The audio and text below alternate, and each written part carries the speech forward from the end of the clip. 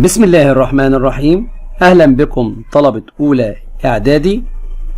بعد ما شرحنا مع بعض الدرس الأول اللي كان بيتكلم عن الموقع الفلكي والجغرافي والكشوف الجغرافية لقارة أفريقيا، وخدنا الدرس الثاني كان بيتكلم عن تضاريس قارة أفريقيا، هناخد الدرس الثالث النهاردة. طب درسنا النهاردة بيتكلم عن إيه؟ بيتكلم عن نهر النيل والحضارات القديمة في قارة أفريقيا.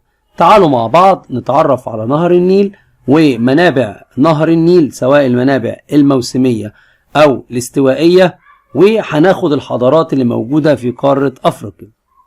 نهر النيل أطول أنهار العالم، يبقى نهر النيل ده أطول أنهار العالم، بيمتد من الجنوب إلى الشمال. طب بيمتد منين؟ بيمتد في وسط وشرق قارة أفريقيا، يعني بينبع من وسط وشرق قارة أفريقيا ويتجه حتى البحر المتوسط. يلا مع بعض نشوف خريطة نهر النيل أو منابع نهر النيل. يبقى نهر النيل أطول أنهار العالم. طب طوله قد إيه؟ 6670 كيلو متر. برضو نهر النيل بيجري في مساحة من الأراضي بسميها حوض النيل أو حوض نهر النيل، هي الأراضي التي يجري فيها نهر النيل وروافد. طب مساحتها قد إيه يا مستر؟ 10% من مساحة أفريقيا. يبقى مساحة حوض النيل 10% من مساحة أفريقيا. بيجري في 11 دولة. يلا مع بعض نعرف ال 11 دولة. تنزانيا في الجنوب، بعدها بوروندي ورواندا، بوروندي رواندا، بعد كده دولة كينيا، بعد كينيا جمهورية الكونغو الديمقراطية، بعدها أوغندا، يبقى أوغندا والكونغو، بعدها على طول دولة أثيوبيا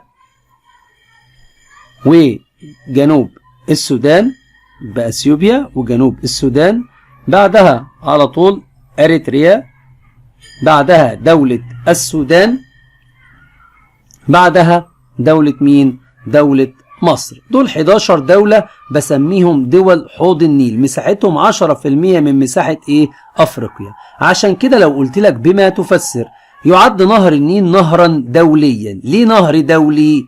لأن بيمتد مجراه والروافد بتاعته في أكتر من دولة. يعني إيه يا مستر النهر الدولي؟ هو النهر الذي يمتد مجراه وروافده في أكتر من دولة. أما النهر المحلي اللي بيمتد ويجري في دولة واحدة فقط. سنة 1983 مصر مع ال 11 دولة دول، أو كانوا 10 في الأول، عملنا منظمة أو تجمع اسمه الإندوجو. طب الإندوجو يعني إيه؟ يعني كلمة الإخاء باللغة الساحلية. يبقى الإندوجو يعني الإخاء. يبقى مصر صاحبة إقامة تجمع الإندوجو سنة كام؟ 1983. طب بيهدف إلى إيه التجمع ده؟ 1. التعاون والتنسيق بين دول حوض النيل، وبرضه الحفاظ على المصالح المشتركة لدول حوض النيل. يبقى التعاون بين دول حوض النيل والحفاظ على المصالح المشتركة لدول حوض النيل. بعد كده هناخد حاجة تانية أو جزئية تانية اسمها منابع نهر النيل. نهر النيل زي ما الجغرافي جمال حمدان قال لنا في منبعين لنهر النيل، منبع دائم ومنبع موسمي. يبقى في منابع دائمة اللي هي هضبة البحيرات الاستوائية، الأمطار بتنزل عليها طوال العام، ومنابع موسمية هضبة مين؟ هضبة الحبشة. يلا مع بعض ناخد منبع من المنابع دي ونشرحها واحدة واحدة. أول منابع عندنا المنابع الدائمة. ايه المنابع الدائمة دي؟ يلا مع بعض نشوف الخريطة الأول ونحدد مع بعض المنابع الدائمة. المنابع الدائمة دي بتتمثل في هضبة هضبة البحيرات الاستوائية. طب سموها هضبة البحيرات ليه؟ لأنها بتتكون من عدد من البحيرات. يلا مع بعض نشوفها. أول حاجة خط الاستواء، عشان كده سموها البحيرات الاستوائية، خط الاستواء بيمر فيها. طب يلا مع بعض نشوف البحيرات اللي فيها. أول بحيرة عندنا بحيرة بحيرة إدوارد، يبقى بحيرة إدوارد. بعد كده بحيرة بحيرة إلبرت، بحيرة إلبرت. بعدها بحيرة بعدها بحيرة كيوجا، كيوجا. بعد كده بحيرة بحيرة فيكتوريا، تاني أكبر بحيرة طبيعية في العالم، عشان كده سموها هضبة البحيرات لأنها بتتكون من عدد من البحيرات. نهر كاجيرا ده بيصب في بحيرة فيكتوريا بس من جهة الإيه؟ من جهة الغرب. يبقى مع بعض تاني، بحيرة فيكتوريا دي تاني أكبر البحيرات الطبيعية العذبة في العالم. طب بحيرة فيكتوريا بيصب فيها نهر إيه؟ زي ما لسه قايلين دلوقتي، نهر كاجيرا بيصب في بحيرة فيكتوريا من جهة إيه؟ من جهة الغرب. طب لو قلت لك بما تفسر ليه المياه في هضبة البحيرات الاستوائية متدفقة طوال العام؟ يبقى تدفق مياهها طوال العام. هتقول لي بسبب سقوط الأمطار الغزيرة طوال العام، لأنها عند خط الإيه؟ خط الاستواء، وعند خط الاستواء الأمطار غزيرة طوال العام، عشان كده بتتدفق منها المياه طوال العام اللي هي هضبة البحيرات الاستوائية. مع ذلك ما بيصلش مية منها كتيرة إلى مصر، لا يصل إلى مصر إلا كمية قليلة من الماء من هضبة البحيرات الاستوائية. هتقول لي بسبب إيه؟ بسبب المستنقعات وزيادة كمية التبخر في المنطقة الاستوائية. يبقى بسبب المستنقعات والبوص وزيادة كمية إيه؟ التبخر. يلا مع بعض نشوف المنابع التانية اسمها المنابع الموسمية. إيه المنابع الموسمية دي؟ يلا مع بعض نشوف الخريطة بتاعتها ونحدد عليها المنابع الموسمية. المنابع الموسمية اللي هي هضبة مين؟ هضبة الحبشة أو بنسميها هضبة أثيوبيا. بتنزل عليها أمطار في فصل إيه؟ في فصل الصيف. يبقى بتسقط أمطار غزيرة على هضبة الحبشة في فصل الصيف، منها بتنزل على نهر النيل عشان تغذيه وتزود المية بتاعتها. طب روافد هضبة الحبشة معانا من تحت بيجي النهر اللي هو بحر الجبل من هضبة البحيرات الاستوائية، بيبقى بطيء في المشي بتاعه لحد ما يوصل له مية منين؟ من نهر الصباط من ناحية اليمين كده. مية الصباط جايه لنا من هضبة مين؟ هضبة اثيوبيا، فبتسرع المية. بعد كده بيجي لنا رافد تاني اسمه النيل الازرق اللي بينبع من بحيرة تانا اللي قدامكم دي. بعد كده نهر اسمه نهر ايه؟ عطبرة. يبقى روافد هضبة الحبشة. نقولها تاني، اول رافد من روافد نهر او هضبة الحبشة نهر الصوباط، دي بيلتقي ببحر الجبل فبيخلي المية في نهر النيل تزيد. بعد كده النيل الازرق اللي بينبع من بحيرة تانا. بعد كده نهر عطبرة. دي روافد كلها بتغذي نهر النيل بالمية عشان تسرعه لحد ما يصب في البحر المتوسط. يبقى دي روافد هضبة الحبشة. بعد كده الاتفاقيات الدولية والإقليمية لمياه نهر النيل أو للمياه الدولية. عندنا نوعين من الاتفاقيات للمياه. أول حاجة الاتفاقيات الدولية، بعد كده الاتفاقيات الإقليمية. طب الاتفاقيات الدولية، منظمة الأمم المتحدة عملت قانون بينظم استخدام مجاري المياه. طب أدت إلى إيه؟ أو عملت إيه؟ أو عملت القوانين دي عشان إيه؟ عشان تنظم استخدام مياه الأنهار. 2 عشان تدير مياه الأنهار وتحميها. 3 عشان تحقق الانتفاع الأمثل للأجيال الإيه؟ للأجيال القادمة. يبقى الاتفاقات الدولية بتهدف إلى تنظيم استخدام مياه الأنهار، إدارة مياه الأنهار وحمايتها، تحقيق الاستخدام أو الانتفاع الأمثل والمستدام منها للأجيال الإيه؟ القادمة.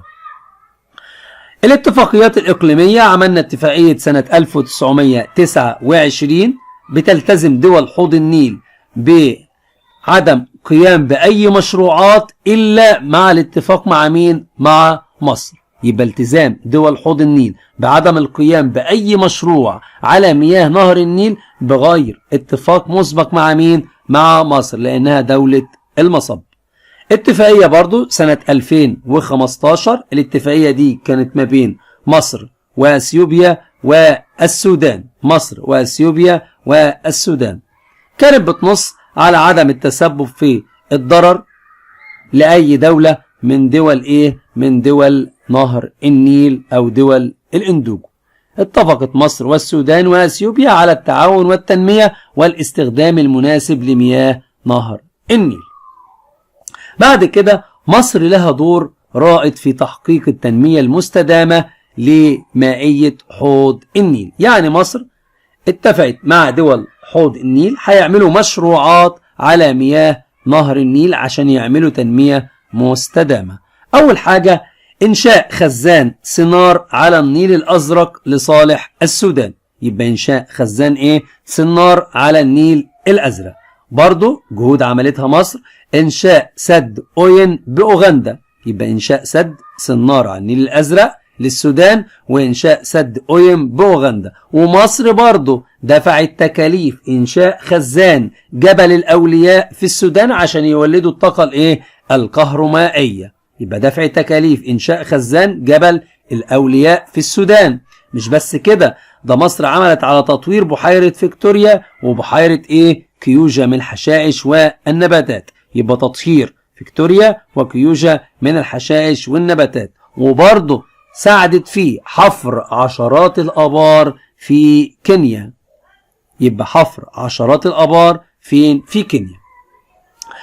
يلا مع بعض نشوف على الخريطة السدود اللي اتعملت على نهر النيل. عندنا سد اسمه سد أوين ده في أوغندا. بعد كده سد صنار على النيل الأزرق فوق خالص اهو، ده سد صنار على النيل الأزرق لصالح السودان. بعد كده سد أو خزان جبل الأولياء برضو للسودان لتوليد الطاقة الكهرومائية. عندنا برضو السد العالي في مصر. دي السدود اللي معمولة على نهر النيل. يلا نراجع مع بعض تاني.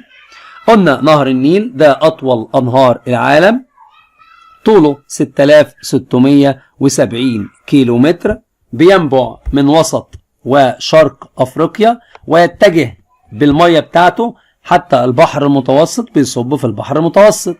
بيجري نهر النيل في دول بسميها دول حوض النيل، 11 دولة. مساحة حوض النيل الأرض اللي بيجري فيها نهر النيل 10% من مساحة أفريقيا. نهر النيل ده بسميه نهر دولي لامتداد مجراه وروافده في أكتر من دولة، لأنه بيجري في أكتر من دولة، عشان كده بسميه نهر دولي مش محلي. سنة 1983 مصر اشتركت مع دول حوض النيل في عمل تجمع إقليمي اسمه اسمه الإندوجو، يعني الإخاء. طب أهداف منظمة الإندوجو أو تجمع الإندوجو اللي هم 11 دولة بتوع نهر النيل؟ التعاون والتنسيق بين دول حوض النيل. مش بس كده، الحفاظ على المصالح المشتركة بين دول حوض النيل. يبقى التجمع اسمه الإندوجو سنة 1983. منابع نهر النيل قلنا منابع دائمة، هضبة البحيرات الاستوائية، هضبة البحيرات الاستوائية، ومنابع موسمية، هضبة الحبشة. المنابع الدائمة هضبة البحيرات الاستوائية دي سماها البحيرات لأنها تضم عددا من البحيرات زي كيوجا، فيكتوريا، إلبرت، إدوارد. بحيرة فيكتوريا تاني أكبر بحيرة طبيعية في العالم. نهر كاجيرا بيصب في بحيرة فيكتوريا من ناحية من ناحية الغرب. يبقى نهر كاجيرا بداية نهر النيل. تتدفق مياه الهضبة دي طوال العام، اللي هي هضبة البحيرات الاستوائية. لو قلت لك بما تفسر هتقول لي بسبب سقوط الأمطار الغزيرة طوال طوال العام، عشان كده بتتدفق مياه هضبة البحيرات طوال العام. لا يصل إلى مصر أي كمية أو كمية قليلة من الماء من هضبة البحيرات الاستوائية. هتقول لي بسبب المستنقعات وزيادة كمية التبخر من مياه نهر النيل، يعني مية بسيطة بتجيلنا من هضبة البحيرات الاستوائية. المنابع الموسمية دي في هضبة الحبشة، لأن أمطار هضبة الحبشة أو أثيوبيا في فصل الصيف، عشان كده سميناها منابع موسمية.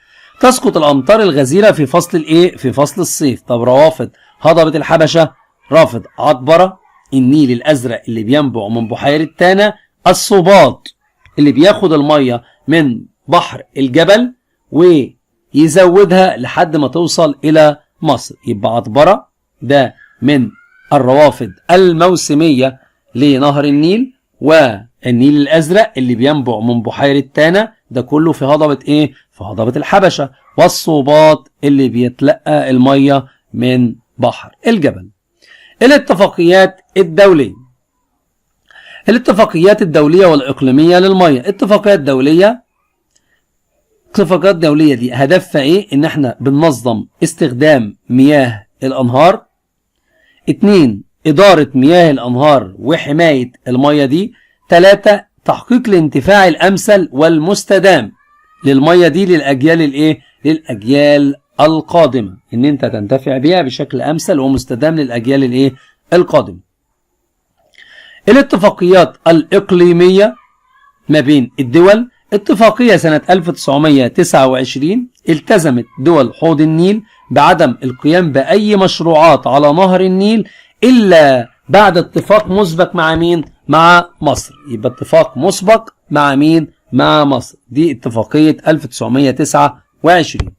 اتفاقية 2015 اتفقت مصر والسودان وأثيوبيا الثلاث دول دول على ايه؟ على التعاون والتنمية والاستخدام المناسب لمياه نهر النيل وعدم الإضرار بأي دولة من دول حوض النيل. يبقى في اتفاقيتين 1929 و2015. طب دور مصر في تحقيق التنمية المستدامة لدول حوض النيل. مصر ساعدت في إقامة الخزانات أو السدود دي. أول حاجة إنشاء خزان سنار على النيل الأزرق عشان يخدم دولة مين؟ دولة السودان. 2 إنشاء سد أوين في أوغندا. يبقى إنشاء سد أوين في أوغندا. دفع تكاليف إنشاء خزان جبل الأولياء في السودان عشان أهل السودان يولدوا طاقة كهربائية. يبقى دفع تكاليف إنشاء خزان جبل الأولياء. عملت برضو على تطهير بحيرة فيكتوريا وبحيرة كيوجا من الحشائش أو النباتات الموجودة فيها. دي بتستهلك كمية كبيرة من مية نهر النيل، الحشائش والنباتات. حفر عشرات الآبار في دولة ايه؟ في دولة كينيا. دي كلها جهود قامت بها مصر مع دول مين؟ مع دول حوض النيل. بعد كده هناخد الحضارات القديمة اللي نشأت في قارة ايه؟ في قارة افريقيا. الحضارات القديمة في حضارات زراعية وحضارات تجارية قامت في قارة ايه؟ في قارة افريقيا. اول حضارة الحضارة المصرية القديمة. الحضارة المصرية القديمة اللي هي الحضارة الفرعونية حضارة زراعية قامت حوالين نهر النيل وقامت فين؟ في مصر. طب لو قلت لك قيام الحضارة المصرية القديمة ليه؟ هتقول لي بسبب عوامل طبيعية وعوامل بشرية. طب ايه العوامل الطبيعية؟ نهر النيل، الموقع الجغرافي، الثروات المعدنية، المناخ. دي كلها عوامل طبيعية. نهر النيل، المناخ، الموقع الجغرافي، الثروات المعدنية. طب العوامل التانية العوامل البشرية. يبقى لو قلت لك الحضارة المصرية القديمة قامت ليه؟ هتقول لي بسبب عوامل طبيعية وعوامل بشرية. العوامل البشرية زي الجيش القوي، الوحدة، زي الحكومة المركزية، زي الكفاح المصري القديم. دي كلها عوامل أدت إلى نشأة الحضارة المصرية القديمة. مش بس كده، ده نهر النيل كان ليه دور كبير في نشأة الحضارة المصرية القديمة. إزاي يا مستر؟ نهر النيل ساعد المصري القديم على الاستقرار. لما استقر المصري القديم حوالين نهر النيل عرف الزراعة. طب اما عرف الزراعة استأنس الحيوان. بعد كده بعد ما استأنس الحيوان عمل ايه؟ أقام القرى. طب مجموعة قرى عملت ايه؟ عملت مدن. طب المدن مع القرى عملت أقاليم اللي هي محافظات دلوقتي. بعد كده اتوحدت البلاد وبقت وحدة واحدة. يبقى تكونت القرى ثم المدن ثم الأقاليم ثم توحدت مين؟ توحدت مصر. المصريين القدماء اهتموا بالتعليم والفنون والعمارة وحرصوا على ايه؟ اهم حاجة اقامة علاقات تجارية مع الحضارات المجاورة زي حضارة كوش وبلاد مين؟ وبلاد بونت. دي الحضارة المصرية القديمة. طب يلا نشوف حضارة كوش. حضارة كوش موجودة فين؟ حضارة كوش دي موجودة في السودان. الكوشيين عملوا دولة عظيمة او عملوا مملكة اسمها مملكة ايه؟ مملكة كوش. طب مملكة كوش دي يا مستر بتمتد منين؟ امتدت من شمال السودان حوالين نهر النيل، من شمال السودان حتى ايه؟ حتى نبتة، ثم انتقلت الى مروة، يبقى نقول تاني امتدت من شمال السودان حول نهر النيل حتى نبتة، ثم انتقلت إلى إيه؟ إلى مروة. طب الحضارة دي أو الكوشيين دول كانوا بيعملوا بإيه؟ بيعملوا بالتجارة. طب تجروا في إيه؟ تجروا في العاج والبخور والحديد والذهب، وعملوا مراكز تجارية وعملوا تجارة مع مين؟ مع مصر ومملكة أكسوم شرقا. طب الكوشيين تأثروا بالحضارة المصرية القديمة؟ أيوة تأثروا بالحضارة المصرية القديمة، مع أنهم عملوا برضو في الزراعة والتعدين، بس أهم حرفة عندهم التجارة. مظاهر التأثر ده إيه؟ أول حاجة نحتوا تماثيل وبنوا معابد وبنوا الأهرامات، مثل أهرامات مروة اللي هي في الصورة اللي عندكم دي. منظمة اليونسكو أعلنتها موقع تراثي عالمي سنة 2011 اللي هي أهرامات إيه؟ مروة اللي موجودة عندنا فوق دي. برضو عبدوا بعض المعبودات المصرية في حضارة كوش، زي الإله رع، زي أمون، زي أوزوريس، زي الآلهة إيزيس. يبقى نحتوا تماثيل ومعابد وأهرامات. عبدوا بعض المعبودات المصرية هناك زي رع وأمون وأوزوريس والآلهة إيزيس. الحضارة الثالثة حضارة أكسوم. حضارة أكسوم دي موجودة فين؟ موجودة في شرق أفريقيا. طب شرق أفريقيا فين يا مستر؟ في أريتريا وأثيوبيا حاليا. يبقى امتدت أو موجودة في شرق أفريقيا في أريتريا وأثيوبيا. طب كانت بتقوم على إيه أو أهم نشاط فيها إيه؟ النشاط التجاري. عملوا مراكز تجارية وصدروا حاجات كتيرة للحضارات اللي جنبها، زي الذهب، زي العاج، زي العطور، زي التوابل. واهتموا برضو السكان بالزراعة وتربية ايه؟ وتربية الحيوانات. مش بس كده، ده اهتمت الحضارة دي بصناعة ايه؟ بصناعة الفخار. مش بس كده، وصناعة الزجاج. يبقى اهتمت او اشتهرت حضارة أكسوم بايه؟